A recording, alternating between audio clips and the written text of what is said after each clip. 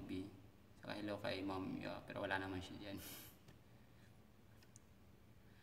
So, explain ko lang po kung ano ang mangyayari dito sa inyo sa Japan.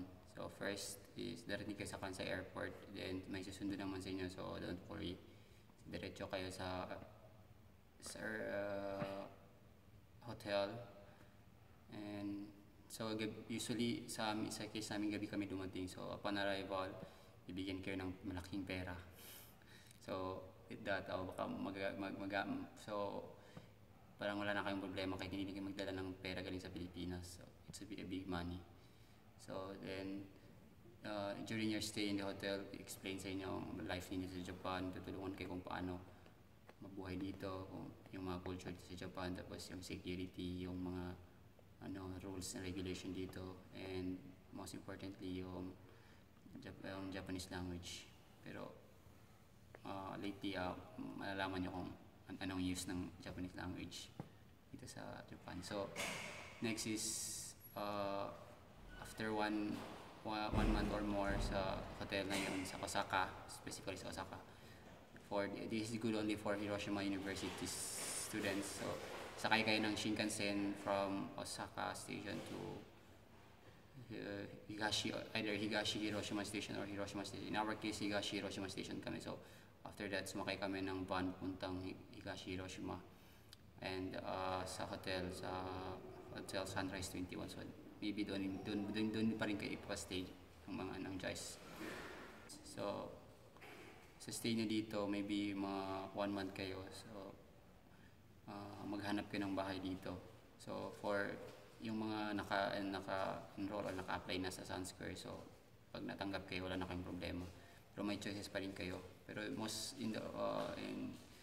some instances, hindi na pwede i-cancel yung application sa Sun Square. Pero, meron pa rin i-cancel. Pero if you have your own choice, kasi kung gusto nyo mag-stay with your family, for me, tulad ko, mas maganda mag-stay sa Sun Square kasi mas malapit sa mga facilities like sa station, sa mga market, so walang problema. So, pag nandito kayo, pagdating nyo dito, wala ako dito kasi mag-research ako sa Pilipinas. Pero nandito naman si Nadine sa kayong asawa niya, so don't worry. Saka siguro naman kayo, i-accommodate naman kayo nila. Saka may welcome party pala yung Joyce staff dito. Pero it will be a surprise kaya huwag niyo po sabihin. So that's all for my part.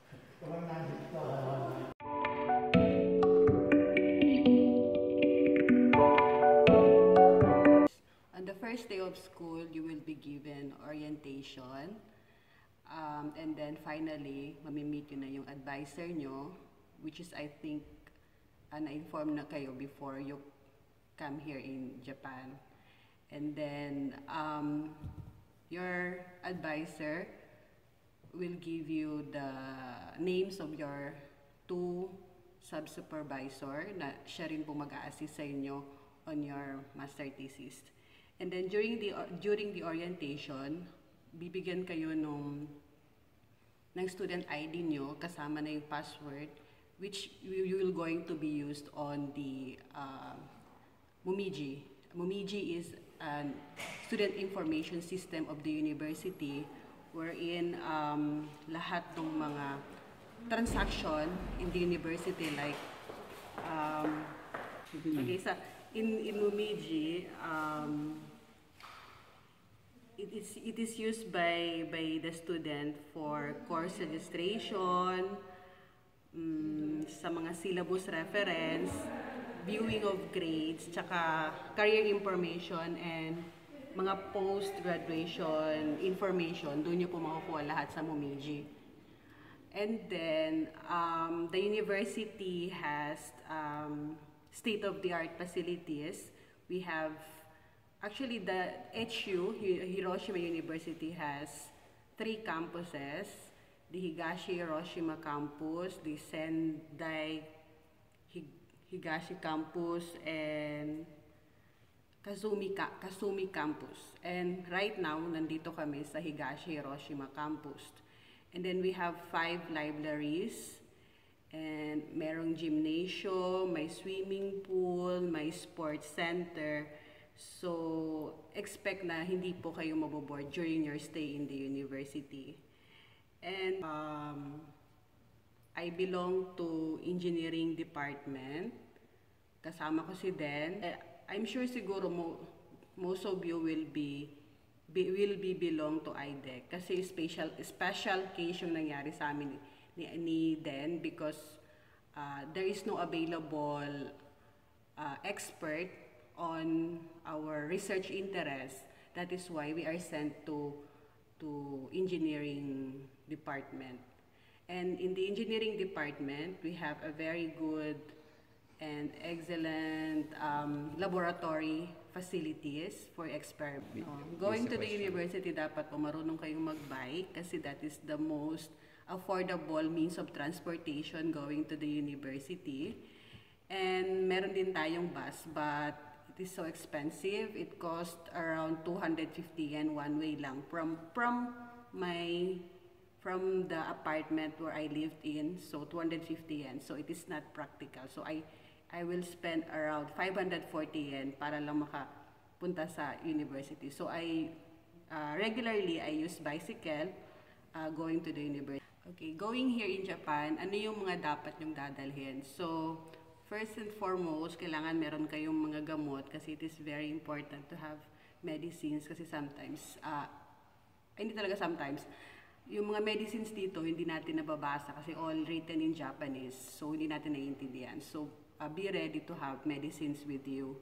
And then for girls, you have to have your body butter.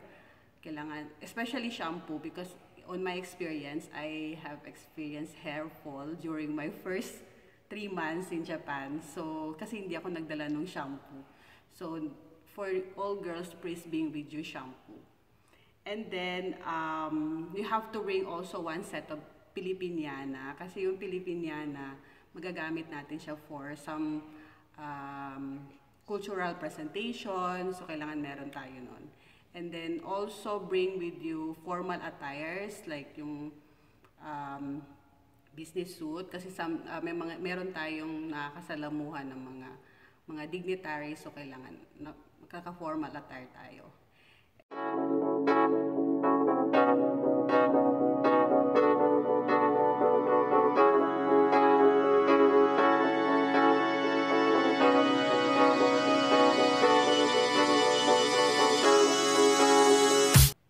Hello, ako pala si Den.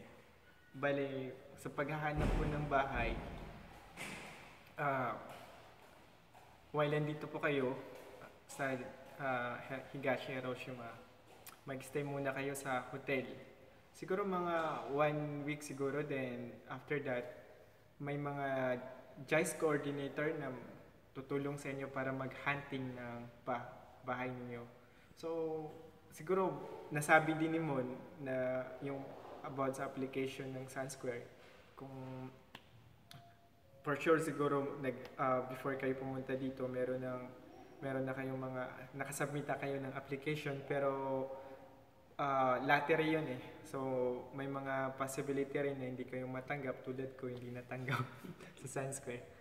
Si Mon at saka si Talang ang natanggap sa Sun Square. Then pero may maraming bahay ang mas malapit sa school compared sa Sun Square. Kasi ang Sun Square, kapag binabike ni Ta, umaabot siya ng 45 minutes. Pag si Mon, nagbabike, 30 minutes lang. So,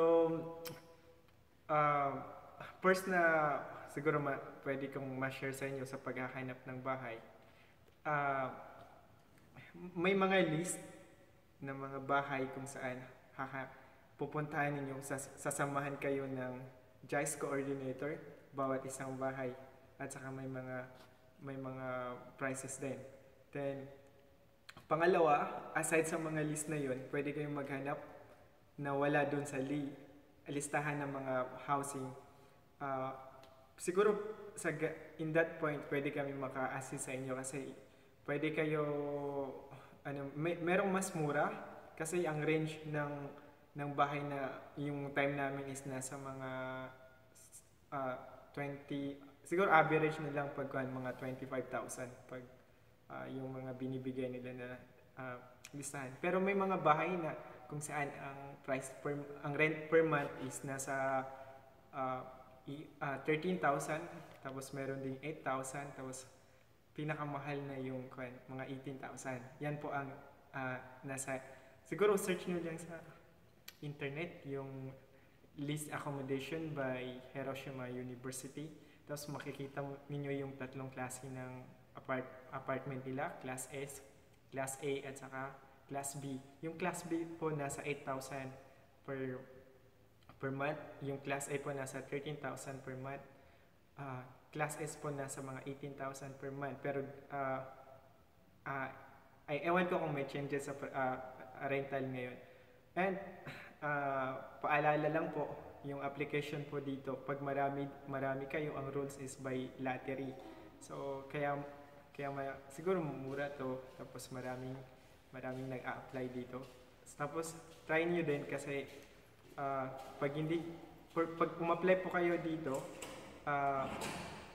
for sure pwede mabigyan kayo ng accommodation. Pero hindi lang natin alam kung saan kayo malagay sa mga kanila, kung nasa medyo malapit ka ba or medyo malayo. Tapos pangalawa, kapag may family kayo, kung gusto niyo maghanap ng family, dalhin yung family niyo. Merong mga family room kasi yung rules dito, pag single apartment yung kinuha mo, bawal ka magdala bawal mo dalhin ang family. Dun sa Sun Square, maganda dun. Sabi ni Mon, maraming mga establishment na malapit lang dun. Kaya lang medyo mahal kasi nasa 39,000 yung binabayaran ni Mon. Tapos meron akong suggestion kung gusto niyo dun sa apartment namin. Tanungin niyo lang ako pag andito na kayo. So nasa 25,000 per month family room na yun. Pwede mo dalhin yung family mo dun.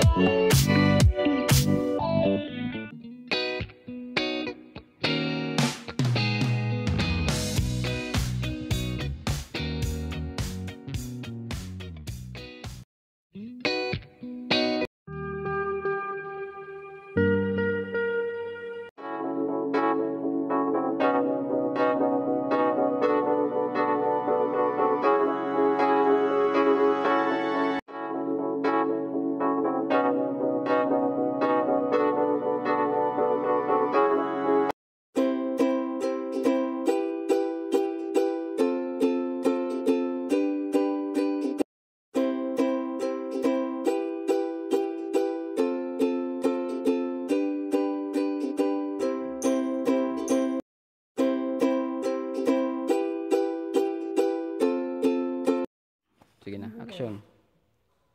Well, hello, magandang gabi sa inyo. Kat mo, Kat. Hello. Ako. Ano pa? ng Joyce office, Joyce. So, sa stage